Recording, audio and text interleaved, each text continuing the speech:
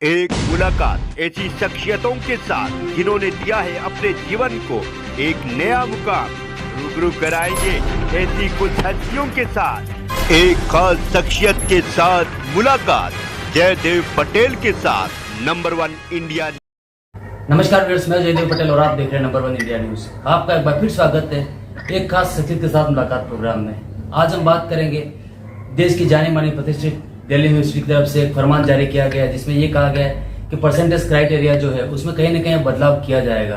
आखिर ये बदलाव किस तरीके का होगा और इसको लेकर छात्रों में जो कंफ्यूजन है उसको दिल्ली यूनिवर्सिटी किस तरीके से क्लियर कर रही है। इन्हीं तमाम मुद्दों पर बात करने के लिए हमारे साथ खास सामान है दिल्ली यूनिवर्सिटी के डीन डॉक्टर बलराम पाणी। डॉक्टर बलराम पाणी, आपको बहुत बहुत स्वागत है आज हमारे प्रोग्राम में। थैंक यू जी डॉक्टर बलराम पाणी, आपसे मेरा पहला सवाल है कि दिल्ली यूनिवर्सिटी की तरफ से परसेंटेज के जो क्राइटेरिया में बदलाव किया गया है, आखिर ये बदलाव किस तरीके का है और इसको लेकर क्या छात्रों को ये कहा गया है कि परसेंटेज में अब जो आगे आने वाले समय उसमें और ज्यादा परसेंटेज लाने की जरूरत है? देखिए, पहला बदलाव कोई भी बदलाव नहीं है। इसमें जो पासिंग परसेंटेज जो 40 है वो पहले था, अभी भी है और वो अभी बदलाव कोई है। दूसरा, जो प्रमोशन के लिए एक लेवल से दूसरा लेवल को प्रमोट होते हैं जो स्टूडेंट्स, उसी के लिए कुछ कोर्सेज पास करना पड़ता है और टोटल क्रेडिट कोर्स है उनका 44 टोटल 44 क्रेडिट को पास करना पड़ता है। और हमने ये कहा है कि अगर 44 क्रेडिट अगर पास नहीं कर पाया किसी स्टूडेंट ने, लेकिन आउट ऑफ 44 28 क्रेडिट अगर कोई स्टूडेंट पास कर जाता है तो नेक्स्ट लेवल को प्रमोशन हो जाएगा और उसका ईयर लगेगा, मतलब जो एसेंशियल रिपीट है वो रिपीट करता रहेगा जी, लेकिन वो प्रमोशन हो जाएगा ऊपर। कोई जो 28 क्रेडिट्स है उसको पास करना पड़ेगा। और इसमें बेनिफिट क्या होगा, इसी 28 क्रेडिट्स में इंक्लूडिंग जी में भी कुछ कोर्सेज पास करना पड़ता है और डीएससी का भी है और कोर कोर्स का पास करना पड़ता है। In addition to that is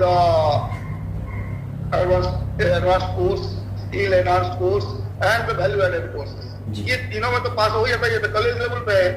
लेकिन जो मेन चीज है core course, SC and G course, इसमें कुछ पास कर जाता है 28 क्रेडिट्स के अंदर, तो स्टूडेंट को लैटर मतलब कि नेक्स्ट ईयर में उसको ये बर्डन नहीं रहता और उसका इजी हो जाता है। और वो उसका बर्डन को कम लेस डाउन करने के लिए हमने ये काम किया है कि 28 क्रेडिट्स तो क्या है, तो ये इसमें कोई परसेंटेज की कोई बात ही नहीं है। अगर वो परसेंटेज जो 63% लिया है, ये 63% आया कहाँ से, वो तो टोटल क्रेडिट्स है 44, टोटल क्रेडिट 44 और उसका 28 क्रेडिट पास करना पड़ता है। और out of 28 credit that is 63% of the total credit. तो इसलिए 63% वो टोटल क्रेडिट को किसी ने ही कंफ्यूज करवा दिया कि भाई ये पासिंग मार्क में कर दिया। पासिंग मार्क के लिए नहीं है बिल्कुल, ये to get the promotion from one level to another level. जी डॉक्टर बलराम पाणी, क्रेडिट्स को लेकर जो डिफाइन किया गया है तो इसमें किस तरीके से बदलाव किया गया और क्या इसको कहीं की वेबसाइट पे भी दिया गया है और साथ ही जो लोग छात्र हैं वो कहीं की क्रेडिट्स को किस तरीके से कैलकुलेट करेंगे? तो आपने तो क्रेडिट का कह रहे बदलाव, क्रेडिट अगर आपने पहले जो पेपर था 50% जो क्रेडिट का जो पेपर का पास होना पड़ता था, अभी वो 44 क्रेडिट्स का आधा हो रहा है 22 क्रेडिट्स। लेकिन अभी 22 क्रेडिट्स जगह पर हम 28 क्रेडिट्स का, क्योंकि 22 क्रेडिट्स में वो कोर कोर्स और बीएससी और जी नहीं होगा तो नेक्स्ट लेवल पे उनको बहुत बर्डन हो जाएगा, अगर स्टूडेंट से बर्डन हो जाएगा। इसलिए ड्रॉप आउट का परसेंटेज बहुत ज्यादा होने का संभावना है। तो इसलिए स्टूडेंट का बर्डन कम करने के लिए 22 क्रेडिट ना रख के हमने 28 क्रेडिट रखा कि कम से कम कुछ क्रेडिट तो यहीं पर कोर कोर्स है डीएससी और जी जो मेन सब्जेक्ट, उससे कुछ तो पास हो जाए कि जो स्टूडेंट को अगला लेवल पे और अगला साल में उसको कहीं बर्डन ना रहे और आसानी से वो कर लेगा काम। जी डॉक्टर बलराम पाणी, ये जो कदम दिल्ली यूनिवर्सिटी की तरफ से उठाया गया है ये सिर्फ छात्रों का बर्डन कम करने के लिए है या फिर जो महत्वपूर्ण कोर्स है उसकी तरफ कहीं छात्रों का ध्यान आकर्षित हो और जिसका बेनिफिट उनको आने वाले भविष्य में उसको दिखे या मिले उनको सहूलियत के रूप में, इसके लिए भी है?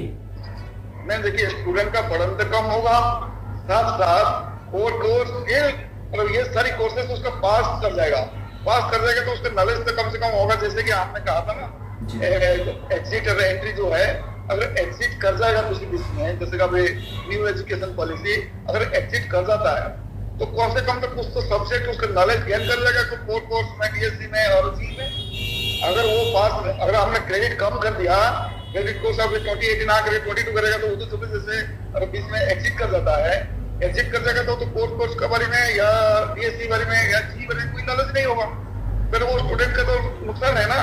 एक साल अगर नुकसान हो जाएगा तो हमने उसको नुकसान ना करने से एक तो वहां बेनिफिट मिलेगा और दूसरा बेनिफिट उसका बागे की जाके अगर कंटिन्यू करेगा तो वो बेनिफिट उसका बढ़त नहीं बनेगा, इससे उसका स्टूडेंट का ही बेनिफिट है। जी डॉक्टर बलराम पाणी, आपसे मेरा एक आखिरी सवाल है कि दिल्ली यूनिवर्सिटी का एक तरफ से जो मूव जो उठाया गया, जो कदम, क्या इसको दूसरी यूनिवर्सिटी को भी कहीं ना कहीं लॉन्च करना चाहिए और कितना कारगर साबित होगा ऐसा आपको लगता है आने वाले समय में? नहीं, ये तो हमने लॉन्च कर ही रहे हैं। हमने जो स्टूडेंट को ये सारी जितना कंफ्यूजन हमने एड्रेस करेंगे, अगर हमने कहीं पर भी अगर जरूरत पड़े तो हमने कॉलेज लेवल पे, हमने हर एक कॉलेज लेवल हम नोटिफिकेशन करते कि भाई इसको ये पूरा डिटेल क्रेडिट सिस्टम और क्रेडिट का ये जो क्राइटेरिया ये सारी आपने कॉलेज का वेबसाइट में डाल दें।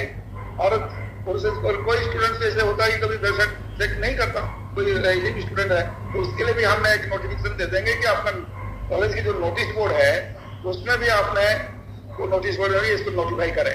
जी डॉक्टर बलराम पाणी, आपने हमारे लिए समय निकाला, उसके लिए आपको बहुत बहुत धन्यवाद। Thank you.